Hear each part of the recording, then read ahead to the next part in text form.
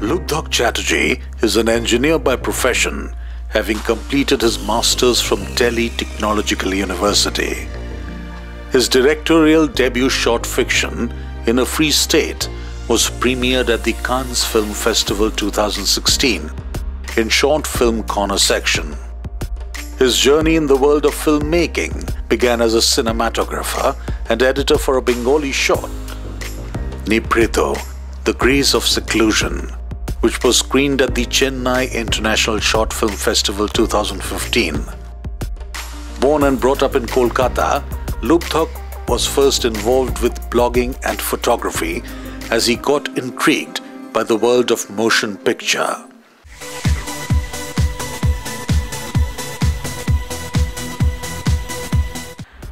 Well, my introduction to the world of filmmaking actually happened much later.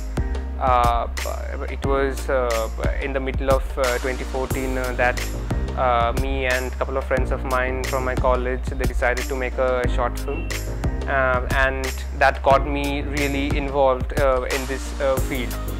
But to be honest, my interest in the world of image making dates back to the early graduation days when I started taking still photographs, as well as also I started blogging in between. In fact, since my childhood I was also interested in literature, and I believe filmmaking is just a confluence of all the different streams of different artistic manifestations, and somehow the opportunity as it came to me later on, as I said, in the middle of 2014, and especially after I moved to Delhi for my postgrad, attending screenings, festivals which are quite numerous in the capital, and it gave me a lot of chances to be a part of them, to witness or rather to experience the work of different people which are indeed of very high standard. And when you spend a lot of time with something which you like, you end up loving it, and that's precisely what happened with me. So this is how I can say I got introduced to the world of image making and also fell in love with it.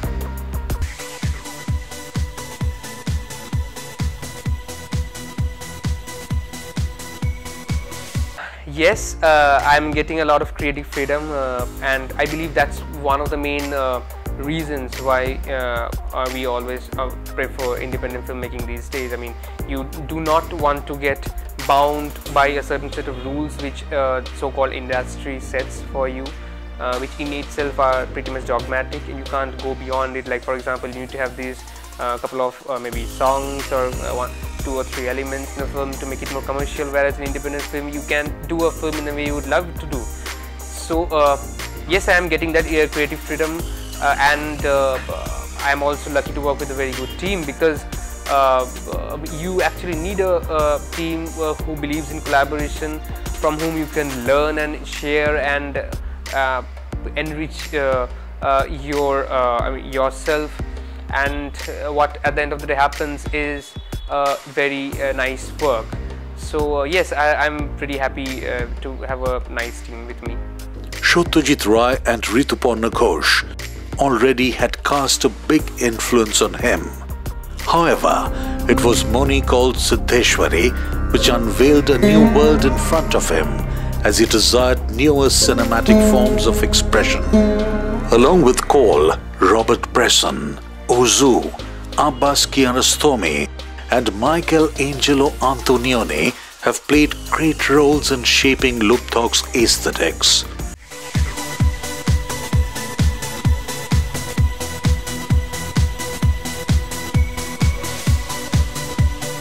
To be very pragmatic and to be very honest, in India right now, independent filmmaking is on the rise. We have seen several filmmakers who are also doing very well in features, and especially in the last few years, we have seen a plethora of films getting screened in the premier global film festivals, both in feature. Documentary filmmaking in India has always been on a high, and it's very unfortunate that it never gets reported in the media, although it's being regularly featured in festivals like Cannes, Berlin, and other places like Amsterdam and etc.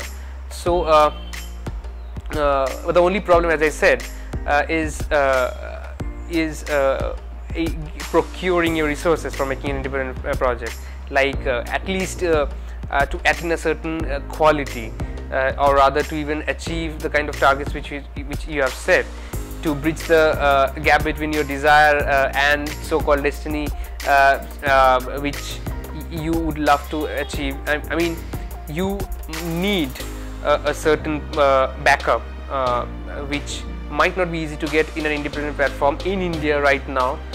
But if the number of filmmakers increase, the number of independent filmmakers increase day by day, and they get their projects do get appreciated in the global stage, then surely there can be a revolution. It happened in France in the early 60s.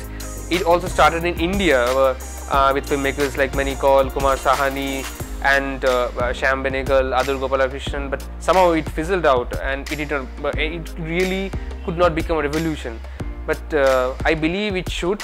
There are enough material in India right now for someone to have a strong independent base where they can survive and also very freely explore their ideas without thinking about their sustainability and feasibility as far as market is concerned.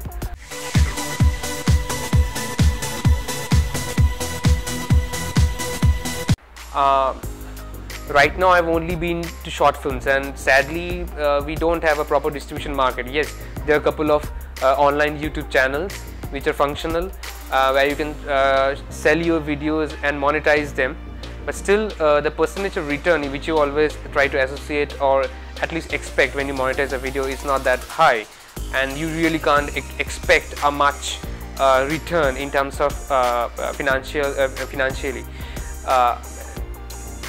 However, I hope it happens, because that's the only way we can look forward for the future. But right now I don't think there is a proper film market in India for short films.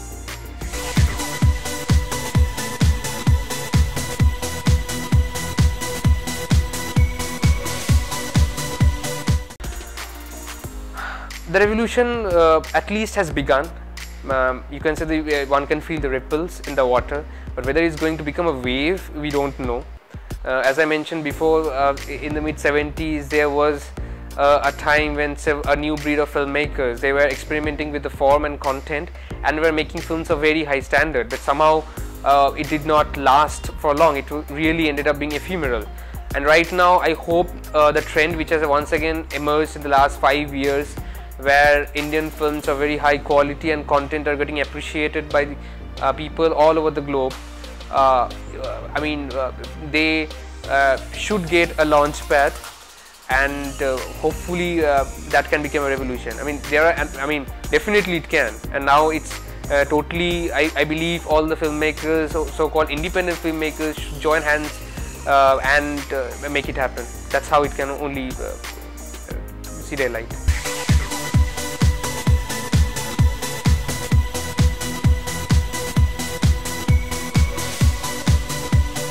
With indie films, as we always try to associate paucity in budgets, what ends up is a filmmaker, he never wants to compromise on a certain idea. So with a limitation in the budget, with budgetary constraints, he becomes more creative. Maybe if he doesn't have a proper sound equipment or proper post-production equipment, he tries to use the sound in a more different way. And that in itself makes you more smart, makes the filmmaker more smart and creative. It helps in one way. But yeah, there are times maybe you need to travel somewhere, you don't have, or maybe you need to shoot for an extended period of time, but your budget only ensures you very few days of equipment rental. So that's the only problem which one can face, and obviously the distribution return, because at the end of the day you make films to show them to your own people. You want them to come to your screenings, you want them to have an interaction with you, and that's how you can only improve yourself, getting proper feedbacks. Other than that, I feel if we can, as I said before, if we can really form a certain bigger platform where people come and interact and join hands, that is most important to make this movement survive. So That's how I feel this can work.